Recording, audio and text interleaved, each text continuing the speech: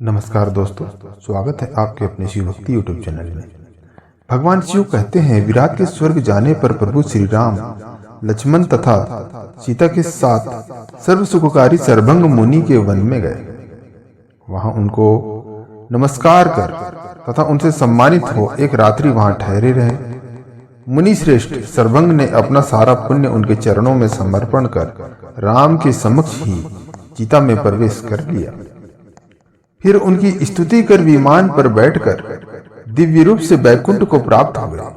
प्रभु श्री राम वहां से धीरे धीरे सुतीक्ष्ण मुनि के सुंदर आश्रम की ओर चल दिए और वहां पर पहुंचकर उन्होंने मुनि को नमस्कार किया। सुतीक्ष्ण मुनि ने उनका बहुत सत्कार कर अपने आश्रम में निवास करने को दिया। वहां पर सहस्त्र मुनियों ने आकर हमारे प्रभु श्री राम का दर्शन किया। उन सब ने आकर माता सीता तथा लक्ष्मण सहित राम को नमस्कार कर विनय पूर्वक अपने आश्रम को ले जाकर दिखलाया और विस्तृत पूजा की। उन मुनियों में जिसकी जैसी इच्छा थी, सबने 1-2 दिन, 5-7 मास, 10 मास और किसी ने तो संपूर्ण वर्ष भर अपने आश्रम में रखकर राम का प्रतिदिन बड़े प्रेम से आतिथ्य सत्कार किया तथा अंत में पत्नी तथा भाई सहित प्रभु श्री राम का पूजन कर विदा किया। इस प्रकार राम ने मुनियों के आश्रम में भ्रमण कर सुखपूर्वक अपने वनवास काल में 9 वर्ष का समय व्यतीत कर दिया। लेकिन उस वनवास काल में वहां भाई के साथ भ्रमण करते हुए बहुत से राक्षसों को भी उन्होंने मार डाला। राम अनेक आश्रमों, बागों, पुष्पित वनों, नदी के जल में, तालाब में, पर्वतीय शिखरों आदि स्थलों में, जामुन, आम, केला, दाख आदि अनेक वृक्षों में तथा लता कुंजों में सीता सहित शिव पार्वती के समान ही क्रीड़ा करते रहे। इसके पश्चात प्रभु श्री राम कुंभज ऋषि के अनुज मार्कंडेय मुनि के आश्रम में चले आए। वहां उन बुद्धिमान मुनि ने सीता सहित राम की पूजा की। तब उनसे पूजित हो राम ने वहां कुछ दिन निवास किया। मुनि सप्तम अगस्त्य ने राम की प्रशंसा की। फिर महेंद्र द्वारा राम के लिए पहले से ही स्थापित किया हुआ धनुष भी उन्हें दे दिया। फिर राम ने मुनि के कथनानुसार गोमती नदी के उत्तर तट पर स्थित रमणीक पंचवटी की ओर प्रस्थान किया। मार्ग में उनको पर्वताकार अरुण का पुत्र जटायु, जो उनके पिता का श्रेष्ठ मित्र था, वहां मिला। उससे कुछ बातें करके प्रभु श्री राम नमवन में आगे बढ़े। चित्रकूट की न्यायी वहां पर पर्णकुटी बनाई और मृगों के मांस की बलि देकर आनंद पूर्वक वहां निवास करने लगे।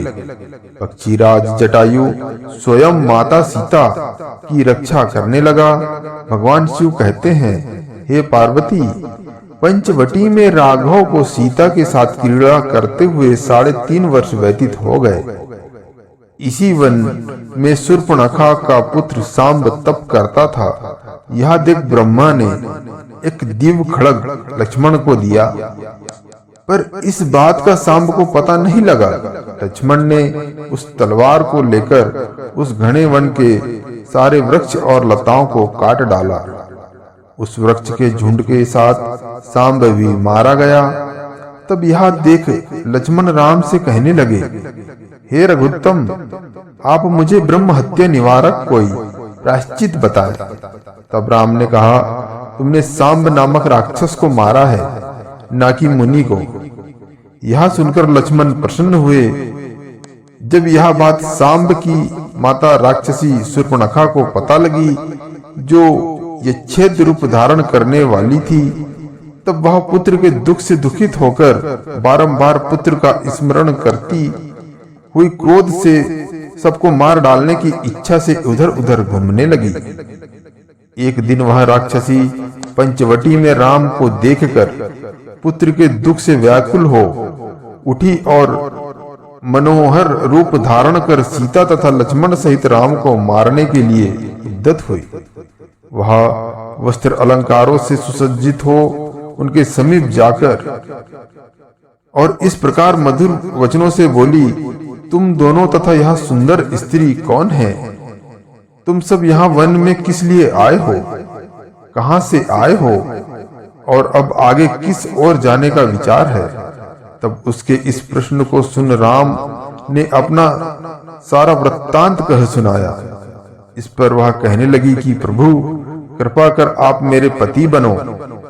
यह सुनकर राम ने कहा, वर्तमान में मेरे पास तो मेरी प्रिय स्त्री है, इस कारण तुम बाहर खड़े हुए मेरे छोटे भ्राता लक्ष्मण के पास जाओ। तब राम के कथन अनुसार शूर्पणखा ने बाहर जाकर लक्ष्मण से अपनी इच्छा प्रकट की। उस पर लक्ष्मण ने कहा, मैं तो राम का दास हूं, तुम मेरी स्त्री बनकर क्या करोगी? तुम्हें भी दासी बनना पड़ेगा। यह सुन शूर्पणखा क्रोध से लाल हो गई और झट से सीता को पकड़ने चली। इस पर राम ने उसे रोका और अपना बाण देकर कहा कि यह मेरी सुंदर पहचान के लिए ले जाकर लक्ष्मण को दिखा। मेरे इस बाण को देखते ही लक्ष्मण तुम्हारी इच्छा को पूर्ण करेगा। यह कह राम ने एक उस्त्रा के समान बाण उसे दे दिया। भ्राता राम के विचार को लक्ष्मण समझ गए और उसे धनुष पर चढ़ाकर राम नामांकित उस शुभ बाण को छोड़ दिया। वह बाण राक्षसी के पास जाकर उसके नाक, कान, होठ तथा कुंचों को काटकर पुनः क्षण भर में राम के तर्कस में लौट आया। तब नाक, कान, ओठ तथा स्तनों से रहित वह राक्षसी हाय मैं मारी गई इस प्रकार चित्कार करती हुई अपने भाई खरदूषण के पास पहुंची। बहन की यह दशा देख त्रिशिरा खर और दूषण ने उसके मुख से सब समाचार सुन क्रोधायुक्त हो 14 भयानक राक्षसों को उसी समय राम से युद्ध करने को भेज दिया। राम ने 14 बाणों से क्षण मात्र में लीला पूर्वक उनको मार अपने लोक में भेज दिया। उनके मारे जाने का समाचार सुन खर आदि तीनों क्रोधित हो 14,000 सैनिकों को साथ ले युद्ध के लिए चल पड़े। राम भी सीता तथा लक्ष्मण को गुहा में रख शीघ्र ही अस्त्र शस्त्रों में राक्षसों के साथ भयानक युद्ध करने लगे। राघव ने अपने 14,000 रूप बनाकर उनके सामने जा बाणों से समर में उन सब का मर्दन कर डाला। उन्होंने खर, दूषण, त्रिशिरा तथा 14,000 राक्षसों को बाणों से मारकर अपने लोक को भेज दिया। इस प्रकार एक मुहूर्त में ही राम ने 14,000 सेना को तथा खर आदि को गोमती नदी के तट पर मार डाला। जिस स्थान पर ये खर आदि तीनों कंटक रूप रहते थे वह स्थान त्रिकंटक क्षेत्र के नाम से प्रसिद्ध था। उसी का त्र्यंबक नाम से भी संसार में विख्यात था। अब रघुनंदन राम ने उस पंचवटी एवं जन स्थान को ब्राह्मणों के निवास के लिए दे दिया। इस दृश्य को देख सीता ने राम का आलिंगन किया और सप्रेम वहां उनकी प्रशंसा करने लगी। पश्चात एक दिन राम एकांत में सीता से सप्रेम कहने लगे, सीते तुम तीनों रूपों को धारण कर रजो रूप में अग्नि और छाया की न्याय मेरे शरीर के वाम भाग में तथा तपोमयी होकर रावण को मोहित करने के लिए यहाँ पंचवटी में निवास करो। तब राम के इस वाक्य को सुन सीता ने वैसा ही किया।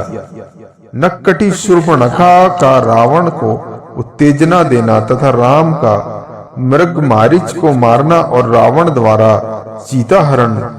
उधर शूर्पणखा लंका में जा रावण को उठाने लगी। हे राक्षस, तेरे जैसे राजा को धिक्कार है, क्योंकि दूतों के द्वारा तू राज्य की स्थिति का समाचार नहीं लेता। उस 14,000 सेना सहित तेरे भाइयों को मनुष्य रूपधारी राम ने दंडक वन में मारकर धराशाही बना दिया। उसके इस वाक्य को सुन तथा उसकी वह दशा देखकर रावण अपने सिंहासन पर कुछ ऊंचा हो पुनः अपनी उस बहन से पूछने लगा, युद्ध होने का क्या कारण है, बतलाओ। तब वह राक्षसेश्वर रावण से बोली, स्त्रियों में रत्न जानकी को देखकर मैंने अपने मन में यह निश्चय किया कि मैं इसे रावण के लिए ले जाऊंगी। ऐसा विचार कर मैं उसे पकड़ने के लिए उसके सामने गई, परंतु हे रावण, इतने ही में उसने बाण से यह दशा कर दी। राम के कहने से लक्ष्मण ने पंचवटी में मेरी यह दशा की है। यदि यह कहो कि कोई और कारण है तो इसका कोई अन्य कारण नहीं है। अकारण ही उसने तप करते हुए मेरे प्राण प्रिय सांब को भी व्यर्थ में ही मार डाला है। मुझे संतुष्ट करने के लिए भाइयों ने उसके साथ युद्ध किया, तब उन्हें भी मार डाला। अब यदि तेरे में कुछ भी बल है तो सीता का हरण कर, अन्यथा पति के मर जाने पर विधवा स्त्री की न्याय नतमुख करके यूं ही बैठा रहा। तब उसके वचन को सुन रावण अपनी बहन को समझाते हुए बोला, बहन तू दुखी न हो, मैं उन राम लक्ष्मण को मार उनके रक्त से तुम्हारे शोकाश्रु का मार्जन करूंगा। इस प्रकार अनेक वाक्यों से भागिनी को बारंबार समझाकर फिर रथ पर बैठकर अपने हितैषी तपस्वी मामा मारीच के पास चला गया और उसे सारा समाचार कह सुनाया। यह सुन मारीच रावण को बारंबार भयभीत करता हुआ बोला, राम ने मुझे विश्वामित्र के यज्ञ में वहां से अपने बाण से उठाकर समुद्र तट पर फेंक दिया था। तब से लेकर रथ, रत्न, रजत, सोना तथा स्त्री आदि नामों में राम नाम के रकार आदि अक्षर सुनने मात्र से ही मैं भयभीत हो जाता हूँ। लंका को नष्ट करने वाली यह सहमति तुमको किसने दी है? जिसने तुम्हें यह मति दी, जानो वहां मित्र रूप में छिपा हुआ तुम्हारा शत्रु ही है। उसकी बात भी मत मानो, उसकी बात भी मत करो, अन्यथा मारे जाओगे। यह सुन क्रोधित हो रावण मारीच से बोला, यदि तुम राम को छलने नहीं जाओगे तो मैं स्वयं तुम्हें मार डालूंगा। अतः मेरा कहना मानो, जब तुम मृग होकर राम के समीप जाओगे तो राम तुम्हारे पीछे प्रस्थित होंगे, अर्थात चल देंगे। तब तुम उन्हें वन में दूर ले जाकर राम के जैसा स्वर बनाकर, हाँ लक्ष्मण, ऐसा चित्कार करना अर्थात चिल्लाना। तब तुम्हारे उस चित्कार को सुनकर लक्ष्मण भी आश्रम छोड़कर तुम्हारी ओर चल देंगे। तब ऐसा अवसर पाकर मैं शीघ्र ही सीता को अपनी लंका में उठा लाऊंगा। जब मेरा यह कर्तव्य सिद्ध हो जाएगा, तब मैं उस समय तुमको अपना आधा लंका का राज्य दे दूंगा। तब उसके इस आग्रह को सुन मारीच ने मन में यह विचार किया कि रावण के हाथ मरने की अपेक्षा राम के हाथ से मर जाना श्रेष्ठ है। यह निश्चय कर मारीच बहुत अच्छा कहकर वहां से उठा और रथ पर बैठकर रावण के साथ पंचवटी को उसी क्षण चल पड़ा। वहां पहुंच मारीच ने स्वर्ण का मृग बनकर सीता को मोहित कर लिया। वह तमोगुणमयी छाया रूप सीता मृग को देख राघव से बोली कि हे रघुत्तम राम, इस मृग को पकड़कर मुझको दो, मैं उसके साथ खेला करूंगी, और यदि बाण से मार कर ला दोगे तो मैं उसके इस सुंदर चर्म की कंचुकी बनाऊंगी। तब सीता के इस वाक्य को सुन सब कुछ सोच समझकर राम ने सीता के रक्षार्थ भाई लक्ष्मण को वहां नियत कर स्वयं शीघ्र ही मृग के पीछे चल पड़े। हिरण भी राम के आगे आगे दौड़ता हुआ उन्हें दूर वन में ले गया और राम के बाण से घायल हो राम की न्याय चित्कार करता हुआ, हाँ लक्ष्मण, मैं वन में मारा गया, शीघ्र आओ, इतना कह रक्त वमन करता हुआ मारीच मर गया। उस शब्द को सुन जानकी ने लक्ष्मण को जाने की प्रेरणा दी। लक्ष्मण ने उत्तर दिया, हे सीते, यह राम के शब्द नहीं है, भय न करो। तब वह फिर कहने लगी कि मैं अब तुम्हारा अभिप्राय समझ गई। तुम भरत के कथनानुसार राम की मृत्यु चाहते हो अथवा राम के मर जाने पर मुझे भोगना चाहते हो, परंतु स्मरण रखो, मैं तुम्हारी यह अभिलाषा पूर्ण नहीं होने दूंगी और मैं अभी प्राण त्याग कर दूंगी। उनके इस वाक्य को सुनकर सुमित्रा पुत्र जानकी जी बोली, हे माता। सुमित्रा पुत्र जानकी जी से बोले, हे माता, बात सुनो।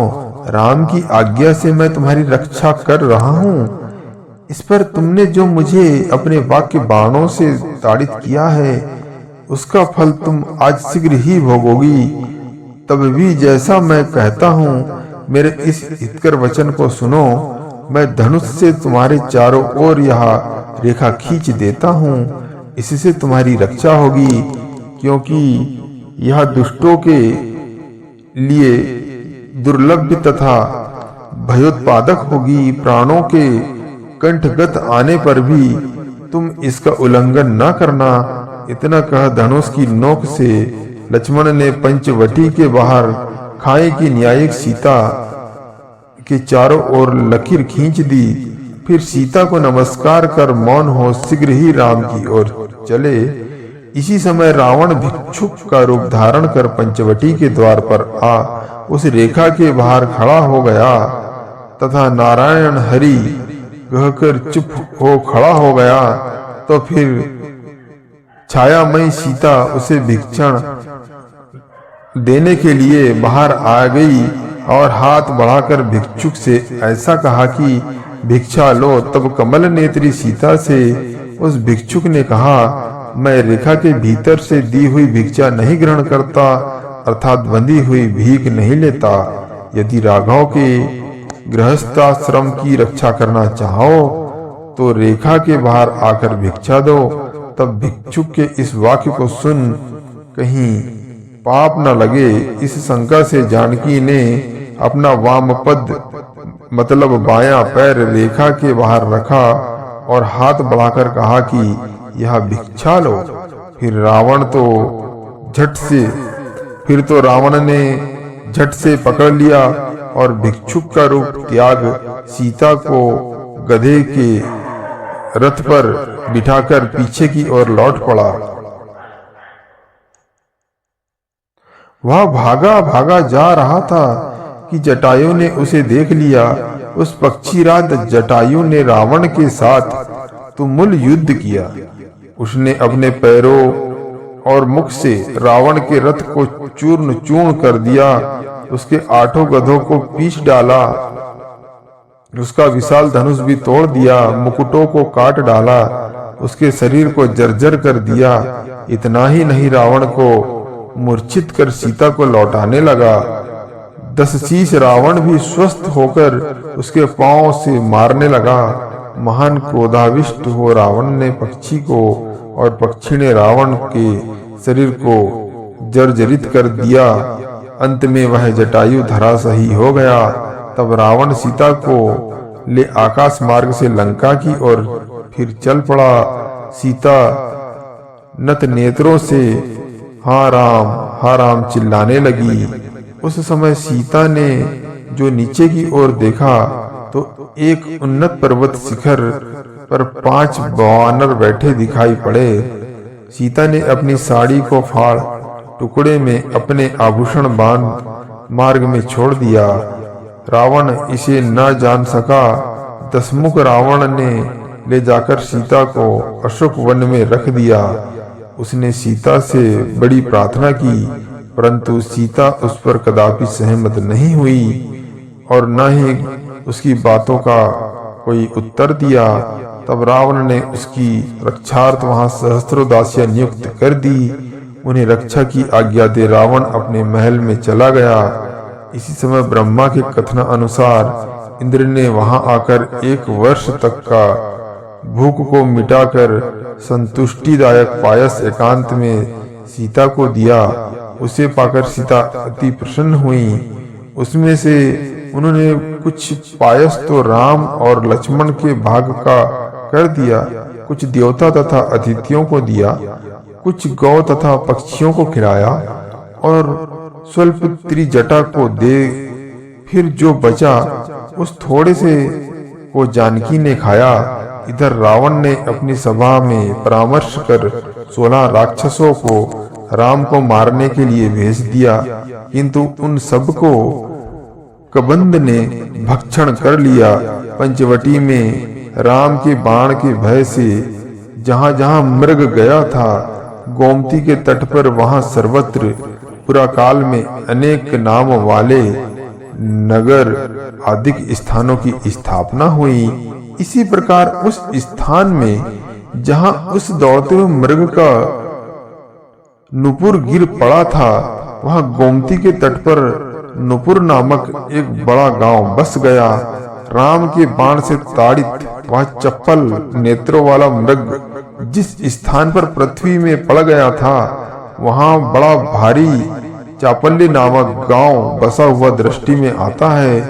गोदावरी नदी के तट पर जहां पथरीली भूमि में राम से हत मृग गिरा था, उसका चिन्ह आज भी लोगों को दिखाई पड़ता है। आज भी सुमित्रा पुत्र लक्ष्मण के धनुष द्वारा की हुई रेखा पंचवटी के चारों ओर भयानक नदी के रूप को धारण किए स्पष्ट दृष्टि में आती है।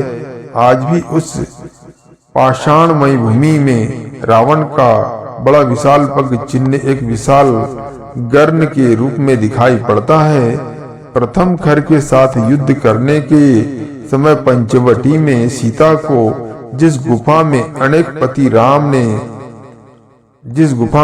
पति राम ने छिपाया था, वह भी वर्तमान है।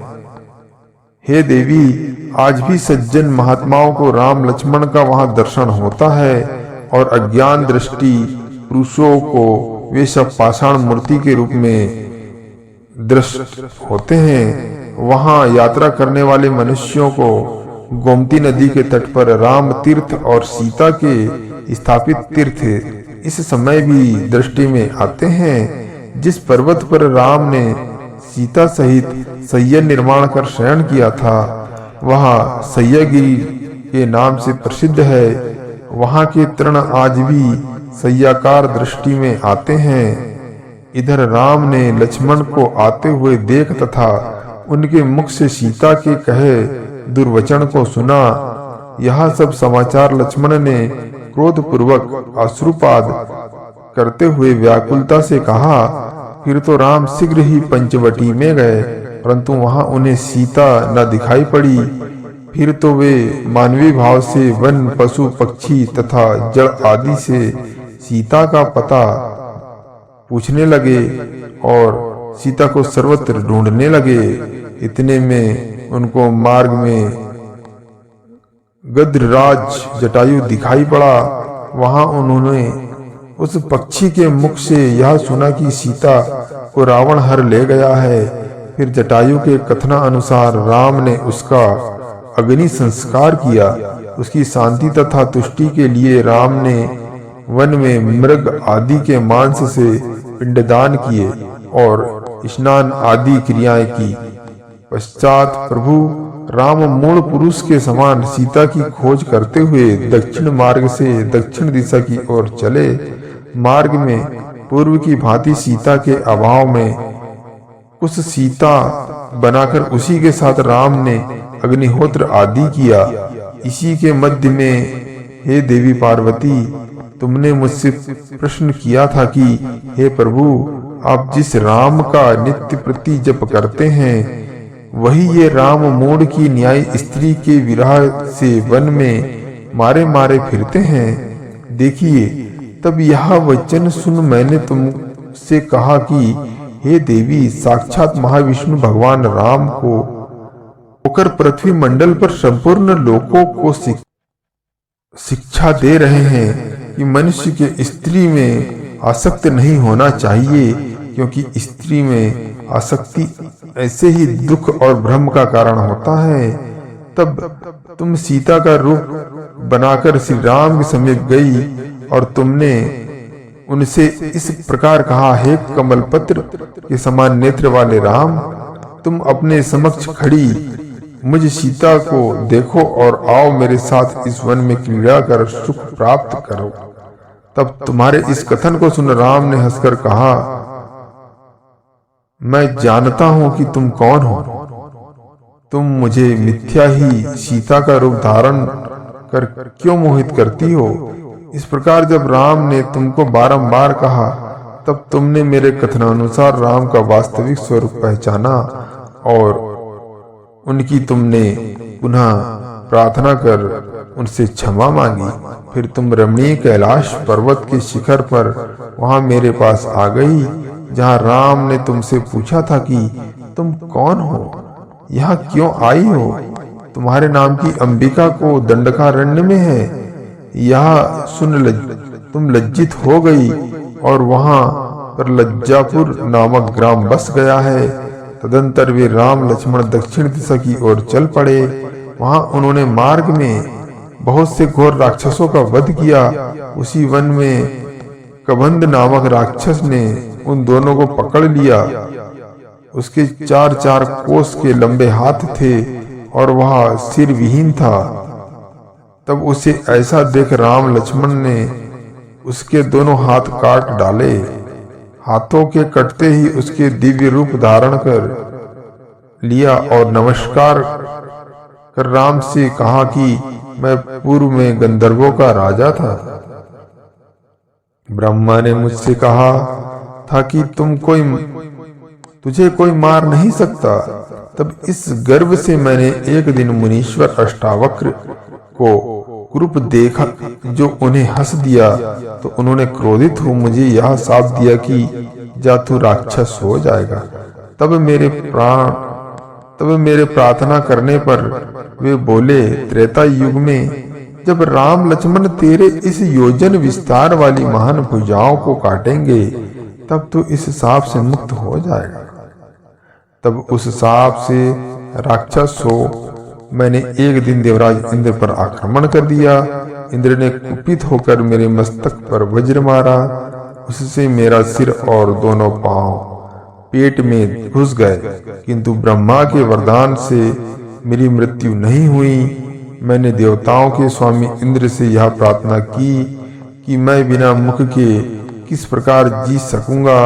तब इंद्र ने कृपा कर कहा कि जा तेरी छाती में मुख हो जाएगा और शीघ्र ही तेरे हाथ 1 योजन के लंबे हो जाएंगे। उस समय से लेकर मैं जो कुछ इन हाथों में आ जाता है भक्षण कर लेता हूँ। यहाँ से आगे मतंग आदि मुनियों की सेविकाएं रहती है। हे राम, अब वहां जाकर शबरी से मिले। हे रघुत्तम, वह आपको सीता की सुधि बताएगी।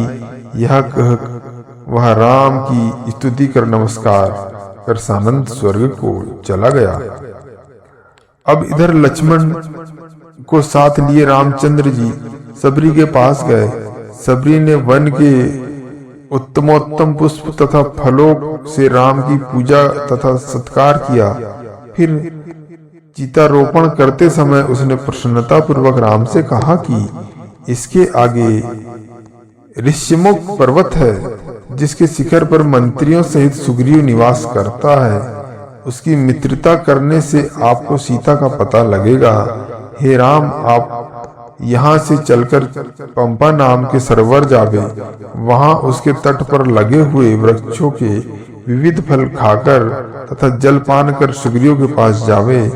यह कहकर सबरी ने राम को प्रणाम किया और अग्नि में प्रवेश कर गई। राम के दर्शन मात्र से मुक्त हो वह वैकुंठ धाम में जा पहुंची। राम सने सने भाई लक्ष्मण सहित पंपा सरोवर पर आए। वहां सुंदर फल खाकर उसका निर्मल जलपान किया, जिसके पश्चात धीरे धीरे ऋष्यमुख पर्वत की ओर प्रस्थित हुए। मार्ग में चारों ओर वन की हरितिमा की शोभा का अवलोकन करते हुए जानकी का स्मरण करने लगे। हे गिरिजेंद्र, यह मैंने तुमको सीता का तथा लक्ष्मण सहित राम का चरित्र संक्षेप में सुना दिया। तो दोस्तों आज की कथा यहीं तक। तो हमारे द्वारा बताई गई कथा आपको अच्छी लगी हो तो हमारे इस चैनल को लाइक, सब्सक्राइब और कमेंट में ओम नमः शिवाय जरूर लिखें। धन्यवाद।